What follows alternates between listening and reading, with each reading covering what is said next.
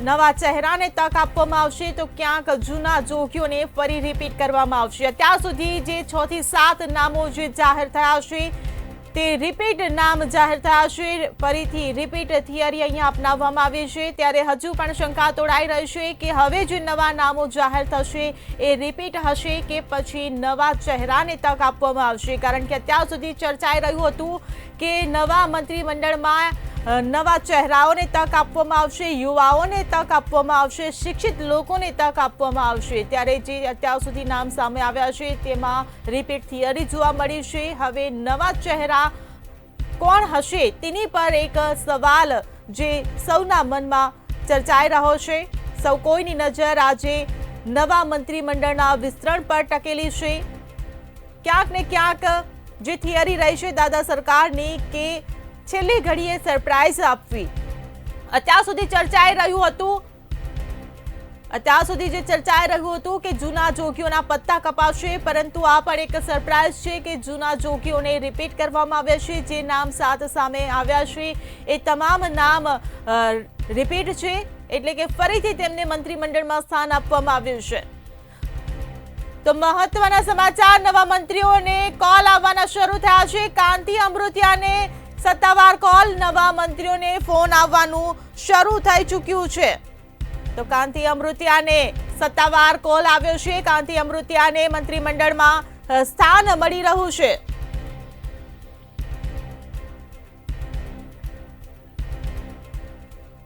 તો કાંતિ અમૃતિયાનું પણ નામ સામે આવ્યું છે। કાંતિ અમૃતિયાને મંત્રીમંડળમાં સ્થાન મળ્યું છે, કારણ કે કાંતિ અમૃતિયાને સત્તાવાર રીતે કોલ આવી ચૂક્યો છે।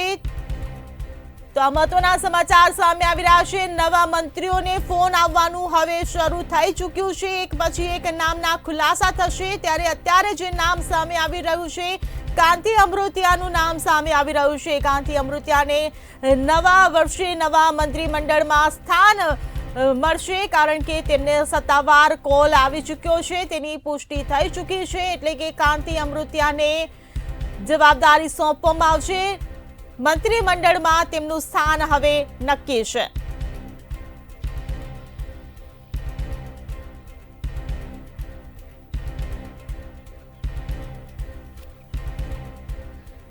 તો ગણદેવીના ધારાસભ્ય નરેશ પટેલને પણ આ સાથે કોલ આવી ચૂક્યો છે। એક પછી એક હવે ફોન જવાના શરૂ થઈ ચૂક્યા છે। ત્યારે ગણદેવીના ધારાસભ્ય નરેશ પટેલને પણ ફોન આવ્યો છે, એટલે કે નરેશ પટેલનું નામ પણ હવે નવા મંત્રીમંડળમાં કન્ફર્મ થઈ ચૂક્યું છે।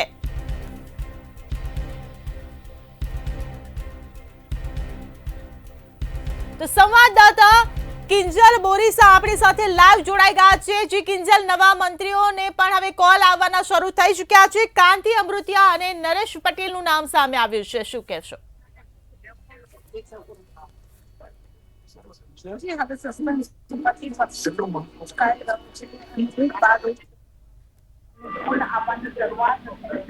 મહાત્મા મંદિર ખાતે પણ જે આમંત્રિતો છે તેની આવવાની શરૂઆત થઈ ચૂકી છે।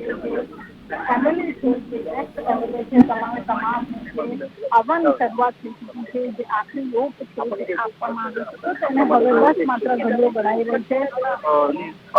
કેવી રીતે જોવો છો આ બદલાવ હંમેશા જેને કહેવાય કે ઉત્સાહપૂર્વક અને સારી રીતે કઈ નવી વસ્તુ માટે જ છે, અને હંમેશા એના કારણે સફળતા મળતી હોય છે। મને લાગે છે કે દેશના વડાપ્રધાન શ્રી, ગૃહમંત્રી શ્રી, એમણે જયારે પોતાનું રાજ્ય છે એટલે બહુ વિચાર કરીને આખી ઘટનાને શેપ આપેલો છે, અને એટલા માટે આ બદલાવ છે। આવનારા દિવસોની અંદર પાર્ટી વધુ ગતિશીલતાથી આગળ વધે। અહીંયા આવનારા દિવસોમાં ઇન્ટરનેશનલ ઇવેન્ટ્સ થવાના છે, કોમનવેલ્થ ગેમ, ઓલિમ્પિક, આ બધાની સાથે તાલ મિલાવીને આગળ વધી શકે એવું નેતૃત્વ, એવું ભારતીય જનતા પાર્ટીના પ્રદેશ પ્રમુખ પણ યુવાન અને ગતિશીલ પ્રવૃત્તિઓ કરે છે અને આગળ વધારે છે એવા મળ્યા છે। તો મને લાગે છે કે ફેરફાર એક પોઝિટિવ સાઇન છે।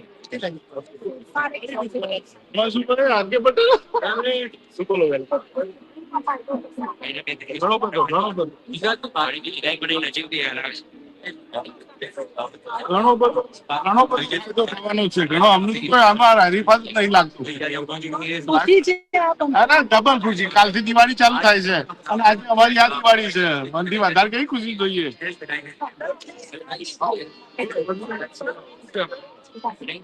નેતાઓ ભાજપના કાર્યકર્તાઓ ત્યારે તમામ મારી સાથે ખુશીનો માહોલ છે. 6 જેટલા જે કેબિનેટ મંત્રીઓ છે તેમને રિપીટ કરવામાં આવ્યા છે અને ત્યારબાદ જે અલગ નવા મંત્રીઓ છે તેમને એક બાદ ફોન કરવામાં આવી રહ્યા છે. નરેશ પટેલનું નામ છે, ગણદેવીના તે ધારાસભ્ય છે, તેઓનું નામ પણ લગભગ નક્કી છે. તેમને પણ ફોન છે તો કરી દેવામાં આવ્યો છે. દુર્ઘટના બાદ જે લાઈન આવ્યા હતા અને તેમને ફોન કરી દેવામાં આવ્યો છે. સાધુ સંતો આભાર. જી કે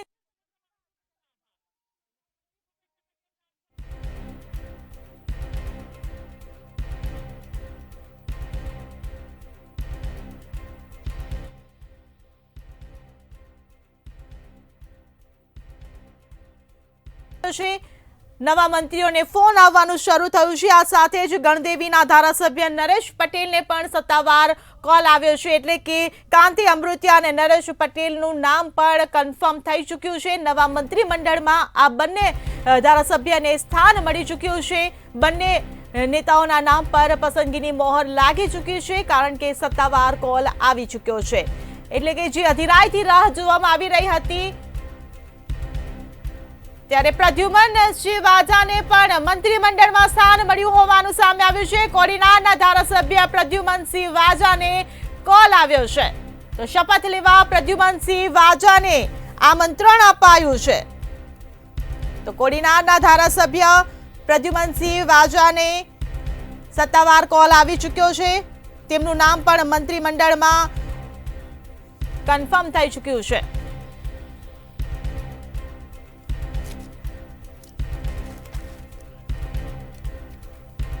ત્યારે ચર્ચા કરવા માટે આપણી સાથે જોડાઈ ગયા છે ડોક્ટર અશોકભાઈ મહેતા, કે જેઓ વડોદરાથી આપણી સાથે જોડાયા છે, રાજકીય વિશ્લેષક છે. જી અશોકભાઈ, જે પ્રમાણે નવા મંત્રીઓને ફોન આવવાના શરૂ થઈ ચૂક્યા છે, સત્તાવાર આ પુષ્ટિ થઈ ગઈ છે કોલની. કાંતિ અમૃતિયા, નરેશ પટેલ અને પ્રદ્યુમન વાજાનું નામ સામે આવ્યું છે, શું કહેશો? બેઝિકલી તો 4 વર્ષ ભૂપેન્દ્રભાઈ પટેલની સરકારને થયા અને છેલ્લા 2 વર્ષ બાકી છે નેક્સ્ટ એસેમ્બલી ઇલેક્શન ને વિધાનસભા ઇલેક્શનને. ત્યારે સીએમ એને એ જ રહેતા હોય, મુખ્યમંત્રી ના બદલાતા હોય અને છતાં પણ આખા મંત્રીમંડળનું રાજીનામું લઈને બહુ મોટું રિશફલ જાણે કરતા હોય એવું કરવું, એ ગણિત બહુ સમજાતું નથી. ચોક્કસપણે ભાજપની કંઈક એની પાછળ રણનીતિ હશે, પણ જે રણનીતિ એને ખુલાસા આપે છે ભાજપ પ્રવક્તાઓ અથવા તો ભાજપના લીડર, એ ગળે ઉતરે એમ નથી. આવું આ લગભગ 3જી વાર થઈ રહ્યું છે. આનંદીબેન પછી રૂપાણી સરકાર પછી ભૂપેન્દ્રભાઈ આવ્યા. એટલે આ એક બહુ પેચીદો પ્રશ્ન છે કે આવું વારંવાર શા માટે કરવું પડે છે. બીજી વસ્તુ રહી કે જે આ મંત્રીમંડળનું રિસફલ કહો કે નવા મંત્રીમંડળની રચના કહો સીએમ સિવાયની, તો એમાં જે જ્ઞાતિવાદ, જાતિવાદ, એ બધા ધોરણો જે ચર્ચાતા રહેતા હોય છે વર્ષોથી દરેક પાર્ટી માટે, તો એ બહુ દુઃખદ વસ્તુ છે. બેઝિકલી જ્યારે ભાજપની નીતિ રાષ્ટ્રવાદની હોય, આરએસએસની નીતિ હિન્દુવાદની હોય, તો પછી આ જાતિવાદના સમીકરણો મુજબ કે કેટલા ઓબીસી આપ્યા, કેટલા ટ્રાઇબલને આપ્યા, કેટલા હિન્દુ પટેલને, કેટલા જૈનને, કેટલા પેલા ને આપ્યા, તો એ ગણિત બહુ ખરાબ છે. માત્ર ને માત્ર રિજિયન મુજબ, વિસ્તાર મુજબ ચોક્કસપણે એ જોઈ શકાય કે ભાઈ દરેક વિસ્તારનું પ્રતિનિધિત્વ રહે, કારણ કે ગુજરાત પ્રમાણમાં મોટો પ્રદેશ છે તો દરેક વિસ્તારનું પ્રતિનિધિત્વ રહે.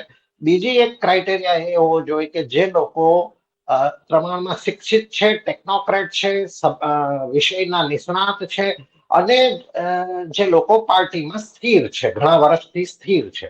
પરંતુ આયારામ ગયારામના નામે જે કઈ નવા આવનારને બી મંત્રી પદની લાહણી કરવાના નામે જ માત્ર લેવામાં આવતા હોય તો એ બી ગંભીર પ્રશ્ન છે. એટલે આ જે 2-3 નામો આવ્યા છે, કાંતિભાઈનું કે નરેશભાઈનું કે પ્રદ્યુમનસિંહ વાજાનું કે, એ બધા અત્યારે એવું દેખાઈ રહ્યું છે કે માત્ર જાતિવાદ જ્ઞાતિવાદના આધારે સમતોલન બેલેન્સ કરવા માટેની વસ્તુ આવી રહી છે, પરંતુ શિક્ષણ અને વિસ્તારની રીતે જોવાની જરૂરિયાત છે.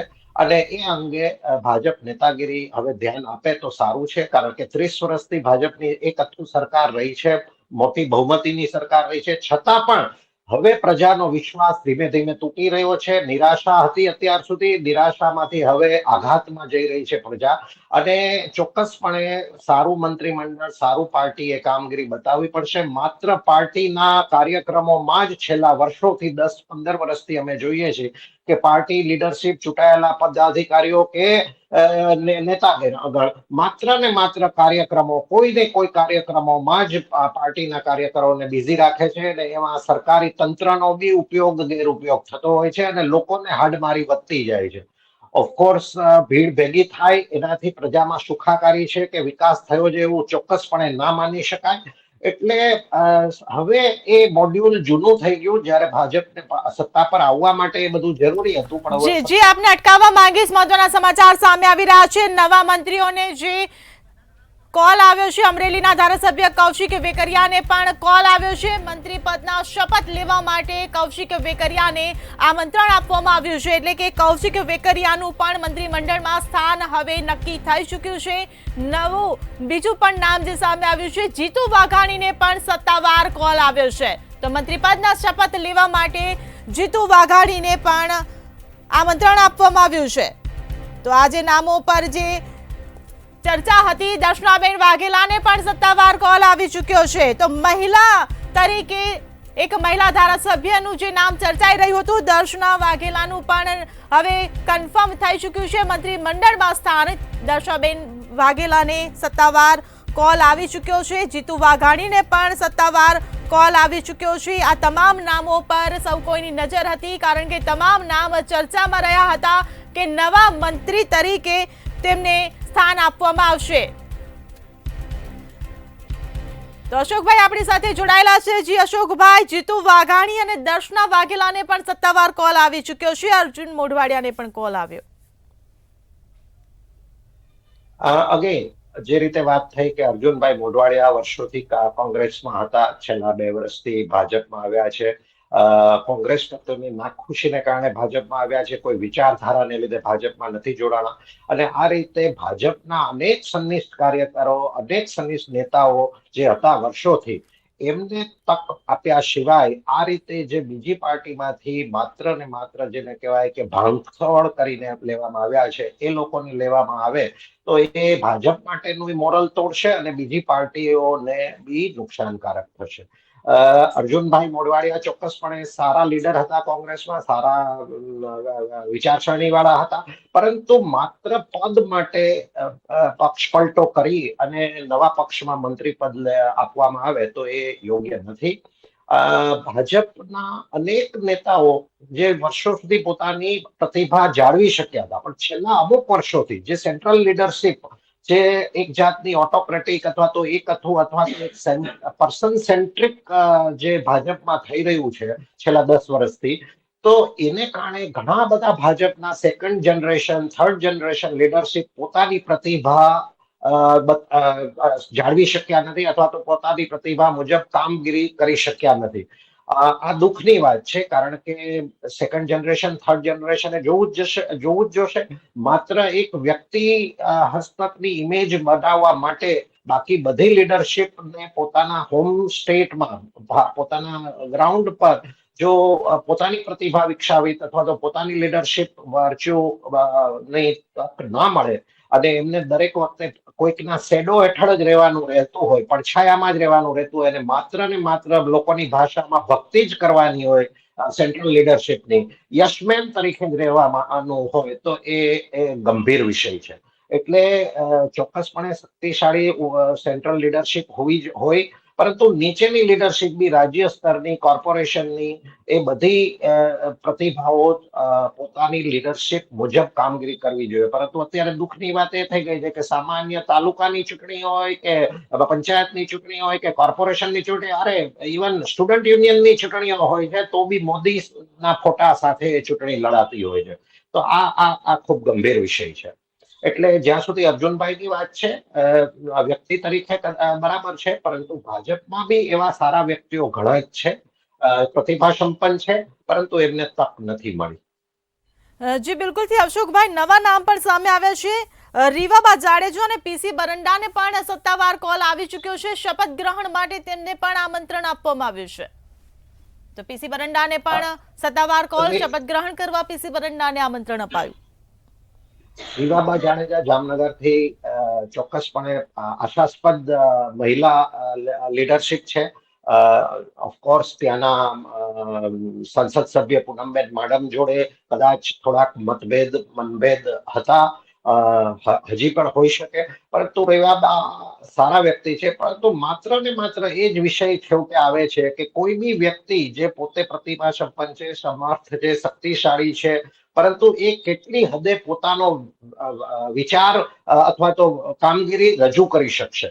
જો ઉપરથી જ સેન્ટ્રલ લીડરશિપમાંથી જ અથવા તો માત્ર અધિકારીઓનું જ વર્ચસ્વ રહેવાનું હોય તો કોઈ બી અંગત વ્યક્તિત્વ ગમે તેટલી સક્ષમ હશે, સમર્થ હશે, સારી હશે, નિષ્ઠાવાન હશે, પ્રમાણિક હશે, પરંતુ કામગીરી નહીં થાય. અને માત્ર ને માત્ર પાર્ટીની લીડરશિપ, સંગઠન માટેની ઇમેજ ક્રિએટ કરવામાં તમામ વ્યક્તિઓની, તમામ લીડરની શક્તિ, સમય અને નાણાંનો ઉપયોગ થઈ રહ્યો છે.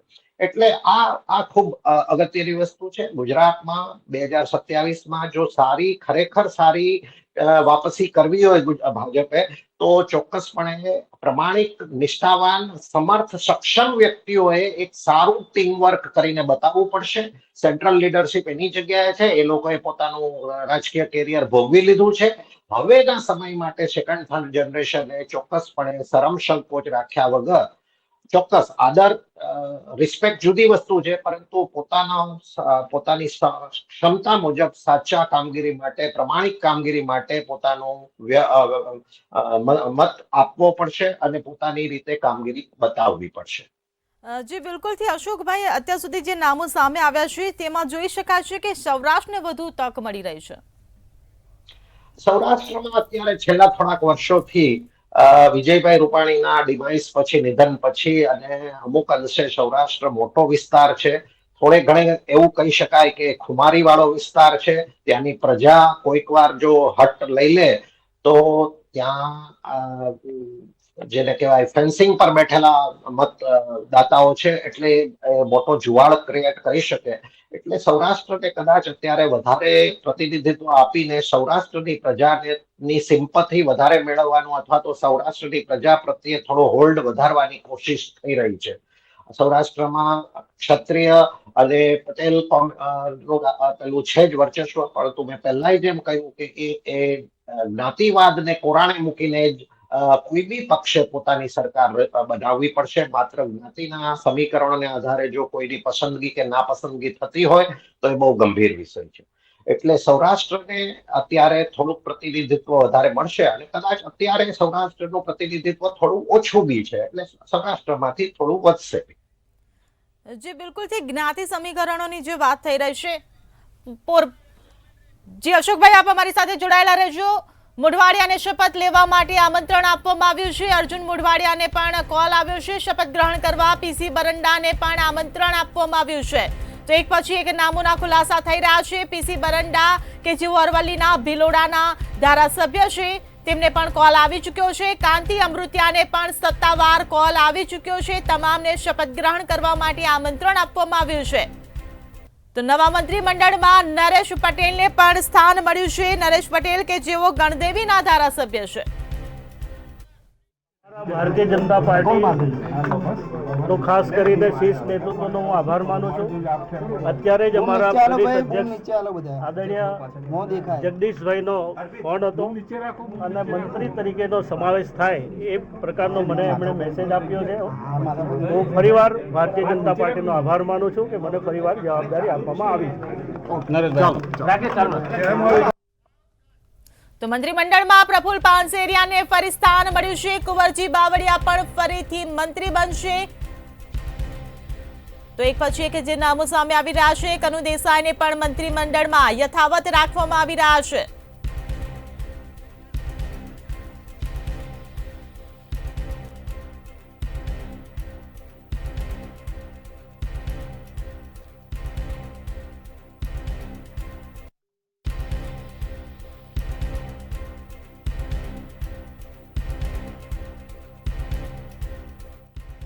તો જયરામ ગામિતને પણ મંત્રી પદના શપથ માટે કોલ આવી ચૂક્યો છે. કોડીનારના જે ધારાસભ્ય પ્રદ્યુમનસિંહ વાજાને પણ કોલ આવ્યો છે. જયરામ ગામિત અને રમેશ કટારા તેમજ ઈશ્વર પટેલને પણ સત્તાવાર કોલ આવી ચૂક્યો છે. શપથ ગ્રહણ માટે આમંત્રણ આપવામાં આવ્યું છે. જી અશોકભાઈ, જે પ્રમાણે નવા નામો પાછા ખુલ્યા છે, જયરામ ગામિત, રમેશ કટારા, કેશર પટેલ, આ તમામને પણ કોલ આવી ચૂક્યા છે. શપથ ગ્રહણ માટે આમંત્રણ અપાયું છે. શું કહેશો? ભાજપની નીતિ અને મંત્રીમંડળની પસંદગી એ ગૂઢ વિષય છે.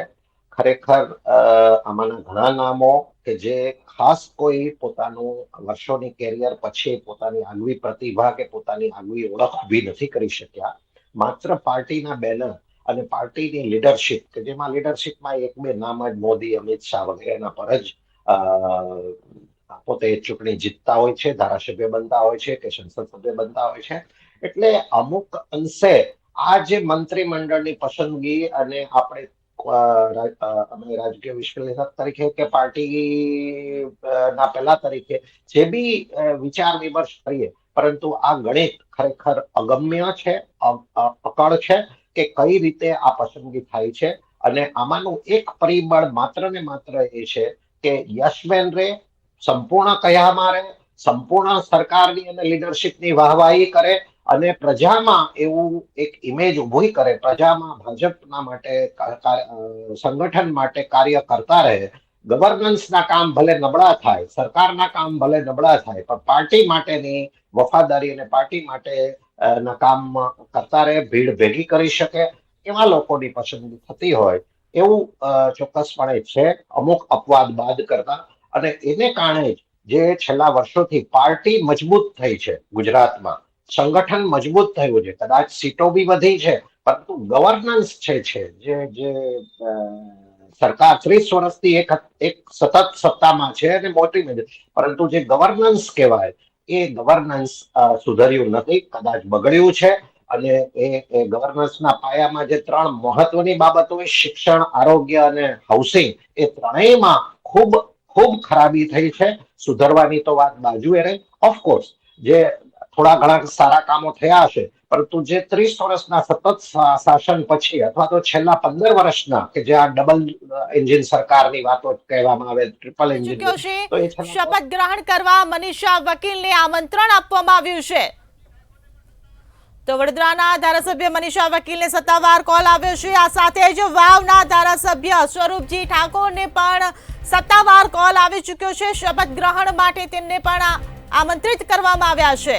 તો એક પછી એક નામના ખુલાસા થઈ રહ્યા છે. અત્યાર સુધી જે ચર્ચાઈ રહ્યું હતું, મનીષા વકીલને પણ ચાન્સ આપવામાં આવશે, ત્યારે મનીષા વકીલના નામ પર પસંદગીની મોહર લગાવી દેવામાં આવી છે, સત્તાવાર કોલ કરી દેવામાં આવ્યો છે.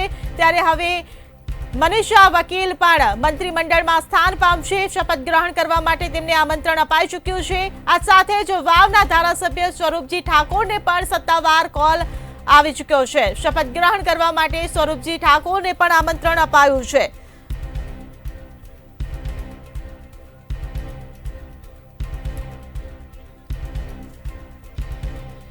તો આ સાથે ડીસાના પ્રવીણ માળીને પણ કોલ આવી ચૂક્યો છે. ધારાસભ્ય ડીસાના કે પ્રવીણ માળી કે જેમને પણ સત્તાવાર કોલ આવી ચૂક્યો છે. તેમને પણ શપથ ગ્રહણ કરવા માટે આમંત્રિત કરવામાં આવ્યા છે. ડીસાના ધારાસભ્ય છે પ્રવીણ માળી કે જેમને પણ હવે મંત્રીમંડળમાં સ્થાન મળી ચૂક્યું છે. આ તમામ જે નવા નામો જે એક પછી એક સામે આવી રહ્યા છે તે ખરેખર ચોંકાવનારા છે. ડીસાના ધારાસભ્ય પ્રવીણ માળીને કોલ આવી ચૂક્યો છે. સ્વરૂપજી ઠાકોરને પણ કોલ આવી ચૂક્યો છે. જી અશોકભાઈ, જે પ્રકારે પાછા નવા નામ ખુલ્યા છે, મનીષા વકીલને કોલ આવ્યો છે, સ્વરૂપજી ઠાકોર અને ડીસાના પ્રવીણ માળીને પણ સત્તાવાર કોલ આવી ચૂક્યો છે, શું કહેશો? મનીષાબેન વકીલને ફરીથી પેલામાં લેવામાં આવ્યા છે.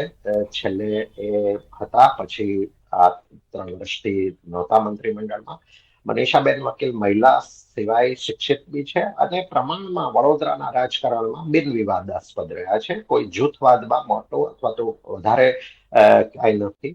એટલે કદાચ એક મહિલાના નાતે, શિક્ષિતના નાતે અને બિન વિવાદાસ્પદ જૂથ બાજુથી પરેજ કરીને એમને ફરીથી સમાવવામાં આવ્યા છે. વડોદરામાંથી 2-3 નામોની ચર્ચા હતી. ડભોઈના ધારાસભ્ય શૈલેષ શોટા કે જે ઘણા વર્ષોથી છે અને વગદાર છે, બધી રીતે સાધન સંપન્ન છે. એ સિવાય ચૈતન્યભાઈ દેસાઈ બી એકદમ સરળ વ્યક્તિત્વ છે, ટેકનોક્રેટ છે અને મકરંદભાઈ દેસાઈના લેગસી ધરાવે છે.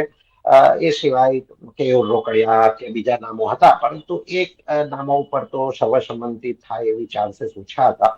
અને મનીષાબેનને કદાચ આ 3 કારણોસર મહિલા, શિક્ષિત અને બિન વિવાદાસ્પદ વ્યક્તિત્વને કારણે સ્થાન મળ્યું હોય. અને આશા રાખીએ કે મધ્ય ગુજરાત એટલે વડોદરા અને મધ્ય ગુજરાતમાંથી મનીષાબેનને આ વખતે કેબિનેટનો દરજ્જો મળે અને ખરેખર એ પોતાની આગવી પ્રતિભાથી પોતાનું સારી કામગીરી કરે. આની પહેલા એ બાળ વિકાસ રાજ્યમંત્રી રહી ચૂક્યા છે. હવે એમને કદાચ ચાન્સીસ આશા રાખીએ, પરંતુ કદાચ રાજ્ય કક્ષામાં બી ચાલુ રહી શકે. જી બિલકુલથી અશોકભાઈ, ઉત્તર ગુજરાતની જ્યારે વાત કરવામાં આવે તો ઠાકોર સમીકરણ બેસાડવાની એક ચર્ચા જે ઉઠી હતી, ત્યારે અલ્પેશ ઠાકોર અને સ્વરૂપજી ઠાકોર વચ્ચે એક સીધી સ્પર્ધા દેખાઈ રહી હતી. હવે સ્વરૂપજી ઠાકોરને તો કોલ આવી ચૂક્યો છે, કન્ફર્મ થઈ ચૂક્યું છે. સવાલ હવે અલ્પેશ ઠાકોર માટે ઉભો થઈ રહ્યો છે. અલ્પેશ ઠાકોર ઓફકોર્સ એ ઠાકોર સમાજના નેતા માટે જાણીતા છે, પરંતુ હજી યુવાન છે અને એમની મેચ્યોરિટી અંગે, એમની જે પ્રતિબદ્ધતા અંગે ભાજપ કદાચ વિશ્વાસ ના કરી શકે. એ જ રીતે હાર્દિક પટેલની વસ્તુ હતી. એટલે જે કોંગ્રેસમાંથી આવેલા છે કે બીજા પક્ષમાંથી આવેલા છે એવા 2-4-5 નામોની ચર્ચા કરીએ તો હાર્દિક પટેલ છે, અલ્પેશ ઠાકોર છે, અર્જુનભાઈ મોઢવાડિયા છે. તો એમાં ચોક્કસપણે અર્જુનભાઈ મોઢવાડિયા ખૂબ શું કહેવાય મેચ્યોર પેલું ધરાવે છે, પર્સનાલિટી, સિનિયર લીડર છે અને એના ઉપર કઈક અંશે પાર્ટી વિશ્વાસ કરી શકે. જ્યારે આ યુવા નેતાઓ જે છે એમને ક્યારે બી ક્યાંય અણગમો આવી શકે અથવા બગાવત કરી શકે અથવા તો છુપી રીતે કંઈક પાર્ટી માટે ગલત કરી શકે અથવા ઉપરની લીડરશીપના 100% કહ્યામાં ન રહે એવા કારણો હોઈ શકે. એટલે અલ્પેશ ઠાકોરના નામ માટે ચાન્સીસ ઓછા જ હતા અને એ પુરવાર થઈ ચૂક્યું છે, કારણ કે એ લોકોની હજી વિશ્વસનીયતા, પાર્ટીની પરની વિશ્વસનીયતા માટે એક ક્વેશ્ચન માર્ક છે. જે બિલકુલથી બનાસકાંઠામાંથી જ્યારે વાવ તાલુકો જે છૂટો પડ્યો એ વખતે પણ ભારે વિરોધ પણ થયો હતો, એટલે ક્યાંક ને ક્યાંક ઠાકોર સમાજ નારાજ પણ હતો. એટલે ક્યાંક ને ક્યાંક એવું લાગી રહ્યું છે કે આ ડેમેજ કંટ્રોલ કરવા માટે સ્વરૂપજી ઠાકોર પર પસંદગી ઉતારવામાં આવી હોય. ચોક્કસપણે થોડુંક ડેમેજ કંટ્રોલ, થોડુંક જે કહ્યું કે વિશ્વસનીયતાનો અભાવ અને આ લોકો જે યુવા નેતાઓ બીજી પાર્ટીઓમાંથી આવ્યા છે સતત દબાણ હેઠળ જો પાર્ટીને વશમાં કરવા માંગતા હોય અથવા પોતાનું પદ હાસિલ કરવા માંગતા હોય તો એ ચોક્કસપણે ભાજપની અત્યારની નેતાગીરી સ્વીકારી ન શકે. અત્યારની સંજોગોમાં હજી ભાજપ સશક્ત છે, સમર્થ છે અને જે છેલ્લા 30 વર્ષથી કે એટલીસ્ટ 20 વર્ષથી જે ભાજપે જોયું છે લોકો પરનું સંપૂર્ણ પ્રભુત્વ, તો એ જુદી પેલાને અનુભવને ધ્યાનમાં લઈને કોઈ પણ અંગ એક વ્યક્તિગત નેતાની કોઈ બી સાચી એ દબાણ ભરી વાત સ્વીકારતું નથી. એટલે દબાણ ભરી વાત ના સ્વીકારે એ સમજી શકાય, પરંતુ સાચી વાત ભ્રષ્ટાચાર વિરોધી વાત હોય, ખરેખર નીતિ વિષયક વાત હોય, તો વિકાસની ખરેખર વાત હોય તો એ સ્વીકારવી જોઈએ અને કરવું જોઈએ. પણ એમાં બી આપણે જોઈએ છીએ કે એ વાતો બી બધી દબાઈ જાય છે કોઈને કોઈ કારણે પાર્ટીની ઇમેજને જાળવી રાખવા માટે, પાર્ટીની લીડરશિપની ઇમેજને જાળવી રાખવામાં જ પાર્ટીની સંગઠનનું અને સરકારનું સંપૂર્ણ ધ્યાન અને શક્તિ વપરાય છે. જી બિલકુલ, આપણે ઉત્તર ગુજરાતની જ જ્યારે વાત કરી રહ્યા છીએ તો અત્યાર સુધી ઉત્તર ગુજરાતમાંથી જે નામ સામે આવ્યા છે, માફ કરજો, અત્યારે હાલ આપ જોડાયેલા રહેજો. ગણદેવીના ધારાસભ્ય નરેશ પટેલને કોલ આવ્યો છે.